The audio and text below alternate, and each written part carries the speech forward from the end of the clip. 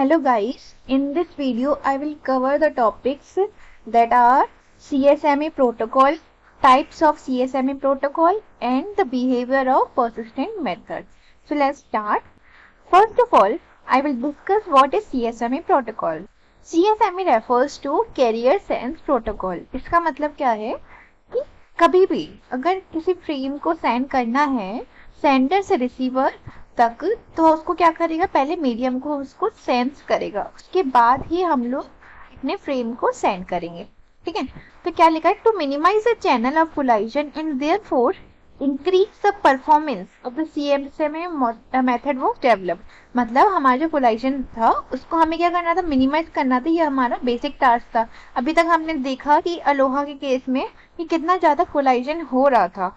हमने pure Aloha में तो किसी भी टाइम को फ्रेम सेंड कर पा रहे थे और स्लॉटेड अलोहा में स्लॉट्स में तो डिवाइड कर दिया, लेकिन उसकी एफिशिएंसी अभी भी कम थी और हमने देखा कि उसमें भी कोलाइजन के चांसेस हो रहे थे।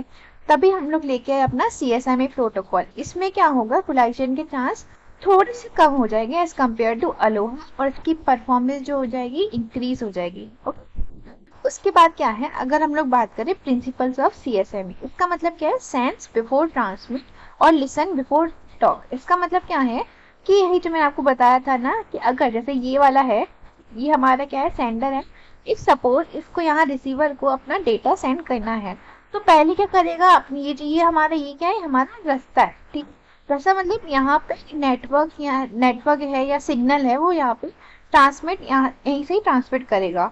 क्या है, अगर हमें डेटा को फ्रेम को सेंड करना है तो वो क्या करेगा, पहले सेंस करेगा कि कहीं वहां पे ऑलरेडी कोई फ्रेम है तो नहीं जिसकी वजह से कोलाइजन ऑकर हो सकता है, तो मैं सेंड नहीं करूं।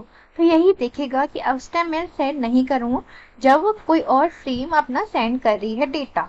तो हमेशा याद रखना, ये बहुत इंपॉर्टेंट चीज है कि ये पूरे इसको सेंस नहीं करेगा, सिर्फ और सिर्फ अपने नोट पे चेक करेगा कि यहाँ पे अब जो डेटा है वो फ्री है, मतलब और कोई डेटा तो नहीं है यहाँ पे, सिर्फ अपने नोट्स पे ही चेक करेगा, ये पूरे रास्ते में चेक नहीं करेगा। ये बहुत इंपॉर्टेंट चीज है टू रिमेम्बर। ठीक है, तो हम लोग सीएसएमए क्या करेगा, सीएसएमए का बेसिक टास्क यही होता है कि भेजने से पहले, अपने डेटा या फ्रेम को भेजने से पहले वो सेंस करेगा कि वहां पे और कोई डेटा है तो नहीं जो कि कोलाइजन में ऑकर हो सकता है। ठीक है, तो अगर सपोज कैरियर जो है वो बिजी है, इसका मतलब क्या है कि कोई ट्रांसमिशन हमारे यहाँ हो रहा है, लेकिन अब सपोज वो आइडियल है, आइडियल का मतलब फ्री है। इसका मतलब क्या है कि कैरियर में यहाँ पे कोई भी डेटा ट्रांसमिट नहीं हो रहा है और वो फ्री है, that we are ready to transmit our frame. ठीक है, तो यहाँ पे क्या होता है, the possibility of the collision still takes exit because of propagation delay. A station may sense the medium and find it ideal only because the first bit sent by the another station has not been received.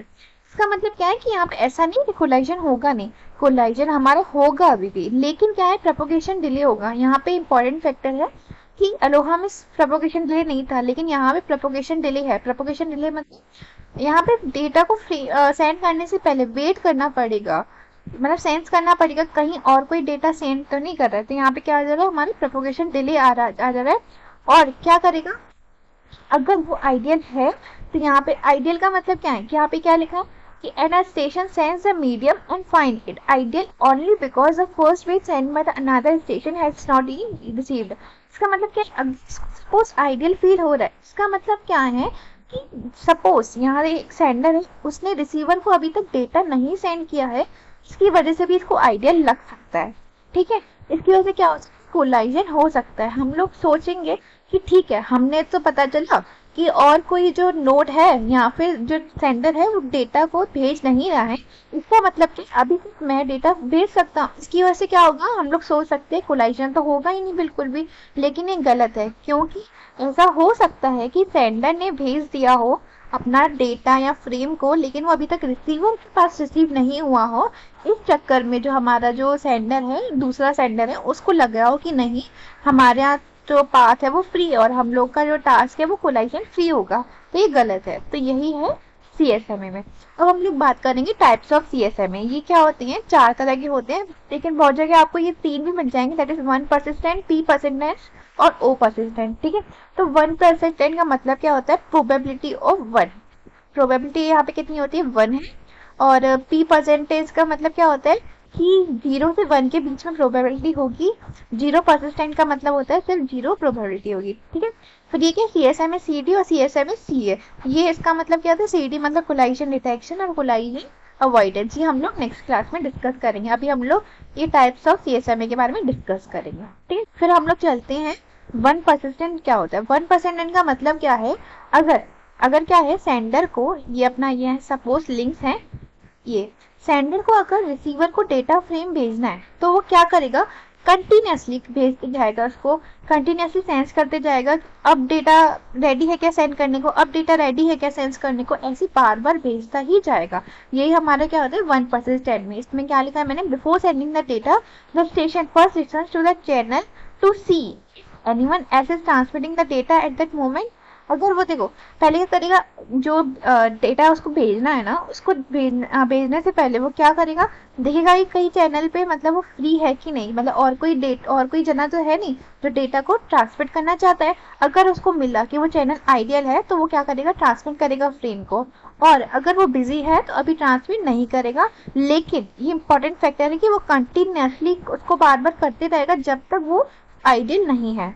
मतलब वो sender को, जैसे receiver को भेजना है data, ये अपना क्या है सेंडर है और ये रिसीवर है। सपोज यहाँ पे ये क्या है, रिसीवर अभी बिजी है, ठीक है, रिसीवर बिजी है तो ठीक है, तो अभी ये सेंडर जो है वो अपना डेटा या फ्रेम को सेंड नहीं करेगा, लेकिन ये क्या करेगा, बार बार कंटिन्यूसली चेक करता रहेगा कि अब फ्रेम हुआ क्या ट्रांसमिट करने के लिए, अब फ्रेम फ्री हुआ क्या ट्रांसमिट करने के लिए, बार बार चेक करता रहेगा, ठीक है।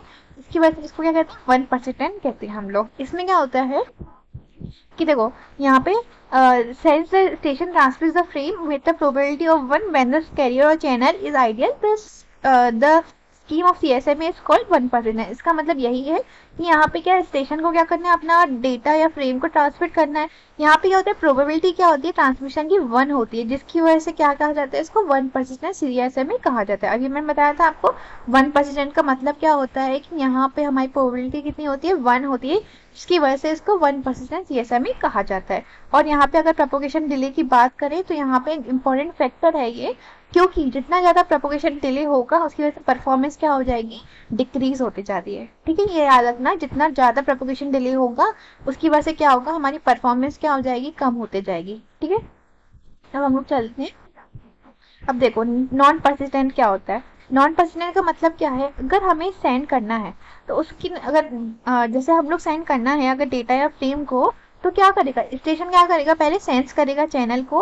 अगर कोई और डेटा को सेंड नहीं कर रहा है तो वो क्या करेगा, अपने डेटा को सेंड कर देगा। लेकिन अगर कोई और डेटा को ऑलरेडी सेंड कर रहा है तो वो क्या करेगा, यहाँ पे कंटिन्यूसली सेंस तो नहीं करता है, लेकिन यहाँ पे क्या करेगा, कुछ टाइम बाद क्या करेगा, अपने डेटा को सेंड करेगा। यहाँ पे डिफरेंस क्या है, 1 परसिस्टेंट में क्या था, कंटिन्यूसली ऐसे सेंस करता रहेगा, कहीं वहाँ फ्री तो नहीं हुआ डेटा सेंड करने के लिए, लेकिन नॉन परसिस्टेंस में ऐसा नहीं होता कि कंटिन्यूसली नहीं करता। यहाँ पे मैंने क्या लिखा, however if the channel is already in use the station does not continuously sense it for the purpose of sizing it immediately upon detecting the end of the previous transmission। मतलब जैसे ही अगर पिछला वाला अगर ट्रांसमिशन कंप्लीट हुआ तो ये फिर से कंटिन्यूसली ट्रांसमिशन के लिए बार बार उसको कंटिन्यूसली नहीं करेगा। इसका मतलब क्या है, 1 परसेंट में क्या होता है, जैसे ही एक ट्रांसमिशन खत्म होगा तो वो सेंडर को पता चल गया कि हाँ अभी रिसीवर बिजी है, तो जैसे ही ट्रांसमिशन खत्म होगा फिर वो कंटिन्यूसली क्या करेगा, चेक करेगा कि अब क्या डेटा रेडी है सेंड करने के लिए, अब क्या सेंड कर सकते हैं क्या। लेकिन नॉन परसिस्टेंट में ऐसा नहीं होगा कि जैसे ही अगर पहला वाला खत्म हुआ ना पूरा डेटा सेंड करके तो दूसरा वाला उसी टाइम सेंड नहीं करेगा। यही इसकी खासियत है नॉन परसिस्टेंट में। तो यहाँ पे institute waits a random period of time and then repeats algorithm consequently this algorithm leads to the better channel utilization but longer delay than 1 persistent। इसका मतलब क्या है कि यहाँ पे को क्या करना पड़ेगा, मैंने बताया जैसे आपको, जैसे ये खत्म हुआ एक ट्रांसमिशन तो उसी टाइम तो भेजेगा नहीं, जिसकी वजह से क्या होगा, एल्गोरिथम है ना थोड़ी एफिशिएंट होगी, मतलब इसको टाइम थोड़ा ज्यादा लग सकता है एज कम्पेयर टू 1 परसेंटेज। तो क्या हो जाएगा, टाइम तो डिले हो रहा है इसका, लेकिन इसका जो यूटिलाइजेशन है चैनल का वो ज़्यादा एफिशिएंट माना जा रहा है, क्योंकि बार बार कंटिन्यूसली पोल करेगा उसको 1 परसेंटेज में, तो उसकी वजह से क्या हो रहा है, यूटिलाइजेशन कम हो रहा है। लेकिन यहाँ पे यूटिलाइजेशन बढ़ रहा है, लेकिन यहाँ पे डिले का डिले हमारा जो हो रहा है वो ज़्यादा हो रहा है। ठीक है, यहाँ पे एक अच्छी चीज भी है, एक बुरी चीज भी है। बुरी चीज ये है कि डिले हमारा ज्यादा हो रहा है, और अगर हम लोग बात करें यूटिलाइजेशन की, यूटिलाइजेशन अच्छा हो रहा है। ठीक है, फिर हम लोग बात करते हैं पी परसेंटेज। पी परसेंटेज का मतलब क्या होता है, यहाँ पे जो प्रोबेबिलिटी होती है वो 0 से लेके 1 के बीच में होती है, इसको क्या कहते हैं, वी परसिस्टेंट। ठीक है, उसके बाद क्या होता है, ये किस पे बेस होता है, स्लॉटेड चैनल। इसके लिए आपको स्लॉटेड अलोहा आना चाहिए। स्लॉटेड अलोहा में मैंने आपको अच्छे से बताया था कि वहाँ पे स्लॉट्स में डिवाइड हो जाता है, और हमेशा अगर उसको फ्रेम सेंड करनी है तो सिर्फ बिगनिंग में ही सेंड कर पाएगा स्लॉट की। अगर वो बिगनिंग में नहीं कर पाया तो उसे अपने नेक्स्ट स्लॉट तक जब तक नहीं मिल जाता तो उसके पहले वो डेटा को या फ्रेम को सेंड नहीं कर सकता। ठीक है, तो यहाँ पे लिखा है when a station become ready to send it senses the channel. मतलब अगर एक स्टेशन है वो रेडी है अगर अपने डेटा को सेंड करने के लिए, फ्रेम को सेंड करने के लिए, तो वो क्या करेगा, उसको सेंड करेगा। अगर वो आइडियल है तो वो क्या करेगा, उसको ट्रांसमिट अपना कर देगा। ठीक है, तो वही लिखा है कि ट्रांसमिट कर देगा with the probability of P. ठीक है, अब हम लोगों को पता है पी प्रोबेबिलिटी से उसको सेंड कर रहा है, तो इसका मतलब क्या है, क्या हो जाएगा, Q equal to 1 minus P. देखो, अगर हमें किसी भी चीज का क्या निकालना पड़ता है, नेगेशन निकालना पड़ता है, तो हम लोग क्या करते हैं, 1 माइनस पी कर देते हैं। ठीक है, तो इसका मतलब क्या है, इतना डिले लगेगा। अगर जाने में अगर इसको पी टाइम लग रहा है तो डिले कितना हो जाएगा इसका, 1 minus P will be the delay. और इसका क्या, 1 माइनस पी क्या बताएगा, ये नेक्स्ट स्लॉट का बताएगा कि हम लोग क्या क्या है कि नेक्स्ट स्लॉट को कब मिलेगा उसकी 1 माइनस पी प्रोबेबिलिटी में। ठीक है, और क्या हो जाएगा, if that slot is also ideal it either transfer और defer again with probability of P and Q. मतलब अगर वो फ्री है, अगर वो स्लॉट फ्री है तो आइदर वो मतलब ट्रांसमिट कर भी सकता और नहीं भी कर सकता है। वो डिपेंड किस पे करेगा, probability of P and Q. अगर वो फ्री है मतलब वो ट्रांसमिट कर रहा है अपने डेटा को, तो वो पी से प्रोबेबिलिटी आएगा। अगर वो अभी नहीं कर रहा है तो 1 माइनस पी प्रोबेबिलिटी उसकी होगी। ठीक है, तो ये प्रोसेस बार बार रिपीट करते जाएगी जब तक हमारा डेटा जो है या फ्रेम जो है वो सेंड नहीं हो पा रहा है। और उसके बाद क्या होगा, अनादर जो स्टेशन है यहाँ पे वो अपनी क्या कहते हैं, फ्रेम को ट्रांसमिट करेगा। ठीक है, in the latter case unknown the unlucky station act as if there had been a collision and if that is it wants waits a random time it starts again। इसका मतलब क्या है, unlucky station का मतलब यहाँ पे क्या define है, अगर वो अभी भी देखो स्लॉट्स में डिवाइड हो गया, अगर वो स्लॉट में अगर बेच पाया तो ठीक है, इधर नहीं बेच पाया तो उसको नेक्स्ट स्लॉट का वेट करना पड़ेगा। ऐसे ही बहुत टाइम वेट करना ही पड़ेगा तब तक जब तक उसका डेटा या फ्रेम जो है वो सेंड नहीं हो जा रहा है। और उसको क्या लगेगा, अगर जितने ज़्यादा टाइम लगेगा उसको उतना ही ज़्यादा क्या होगा, पुअर परफॉर्मेंस होगा। ठीक है, उसको मतलब बहुत ज़्यादा टाइम तक उसको वेट करना पड़ेगा और फिर से स्टार्ट करना पड़ेगा अपना ट्रांसमिशन। ठीक है, फिर क्या है, if the station initially senses the channel busy it waits until the next slot and applies above algorithm। इसका मतलब क्या है कि सिंपली अगर वो देखेगा, अगर वो फ्री है तो वो क्या करेगा, उसको अपना डेटा या फ्रेम को सेंड करेगा, लेकिन in the form of the slots का मतलब क्या है, सिर्फ उसकी बिगनिंग में ही ये सेंड कर पाएगा। ठीक है, तो ये इंपॉर्टेंट चीज है कि पी परसेंटेज पे क्या होता है, अपने स्लॉट्स में डिवाइड हो जाता है उसको। और प्रोबेबिलिटी अगर वो सेंड कर पाएगा तो पी प्रोबेबिलिटी से, अगर उस टाइम डिले हो गया तो उसकी प्रोबेबिलिटी कितनी हो जाएगी, 1 माइनस पी हो जाएगी। ठीक, तो ये बताता है हमें। उसके बाद देखो ये आ गया, ये हमारे पास क्या डायग्राम है, ये 1 परसिस्टेंस का है, ये नॉन परसिस्टेंट का है, ये पी परसिस्टेंट का है। पी 1 परसिस्टेंट में मैंने बताया क्या था आपको, वो कंटिन्यूसली सेंस करेगा उसको। तो यहाँ पे क्या है, अगर वो बिजी है, अगर ये अपना क्या है बिजी है, तो वो फिर भी क्या करेगा, कंटिन्यूसली सेंस करते ही जाएगा। ठीक है, यहाँ पे क्या है, यहाँ पे तो यहाँ पे सेंस करेगा ट्रांसमिट करने के लिए। ठीक है, तो ये यहाँ पे ये टाइम फैक्टर है। ठीक है, बस इसको सिंपली याद करना है कि जितने तक ये बिजी है तब तक ये क्या करेगा, 1 परसेंटेज पे कंटिन्यूसली सेंस करते जाएगा जब तक ये सेंस ट्रांसमिट नहीं होता है। ठीक है, फिर नॉन परसिस्टेंस में क्या होता है, इसमें देखो यहाँ पे बिजी तो है, यहाँ पे ये देखो अभी सेंस किया, फिर थोड़ी देर के बाद सेंस किया, फिर थोड़ी देर के बाद, मतलब यहाँ पे क्या होता है, मैंने आपको बताया था कि थोड़ी थोड़ी देर के बाद यहाँ पे सेंस करता है। तो यहाँ पे लेकिन 1 परसेंटेज में क्या होता है, कंटिन्यूसली सेंस करता था। तो यहाँ पे क्या होता था, अगर नॉन परसिस्टेंस की बात करें तो यहाँ पे क्या होता था कि डिले तो ज़्यादा हो जाता था क्योंकि ये टाइम लगाता था सेंस करने में, लेकिन इसकी परफॉर्मेंस जो होती थी वो बेटर होती थी as compare to the 1 persistence. ठीक है, उसके बाद हम लोग बात करते हैं पी परसिस्टेंस। पी परसिस्टेंस मैंने क्या बताया था, ये स्लॉट्स पे बेस होता है, स्लॉट्स पे। इसका मतलब क्या है, स्लॉटेड अलोहा पे बेस्ड था ये, मतलब स्लॉटेड कह सकते हो आप लोग। तो पी परसिस्टेंस पे क्या होता है कि ये यहाँ पे तो कंटिन्यूसली सेंस तो कर रहा है, लेकिन यहाँ पे क्या डिवाइड हो गया, टाइम स्लॉट्स में डिवाइड हो गया। ठीक, यहाँ पे ये टाइम स्लॉट्स में डिवाइड हो गया, और यहाँ पे कि यहाँ पे प्रोबेबिलिटी क्या होगी सेंड करने की p और नहीं सेंड करने की क्या होगी 1 माइनस p। तो मैंने यहाँ लिखा है प्रोबेबिलिटी डज नॉट, यहाँ पे इसको नहीं भेज पा रहा है और यहाँ पे क्या है ये लास्ट में आके ट्रांसमिट कर पा रहा है, यहाँ पे सेंड एंड ट्रांसमिट का मतलब यहाँ पे आगे वो ट्रांसमिट कर पा रहा है और ये हमारा क्या था टाइम था। ठीक, जब तक बिजी चल रहा है उसको कंटिन्यूसली करेगा, उसके बाद क्या करेगा ये टाइम स्लॉट्स में उसको डिवाइड कर देगा। फिर हम लोग बात करते हैं अपने ओ परसिस्टेंस की।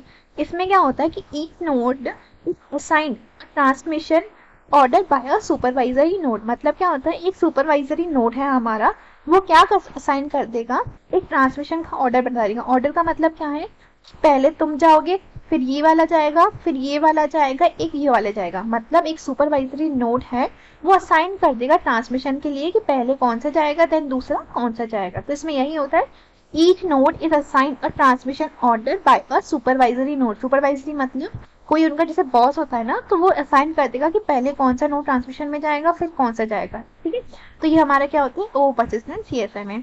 आई होप आप लोगों को समझ आएगा। Thank you.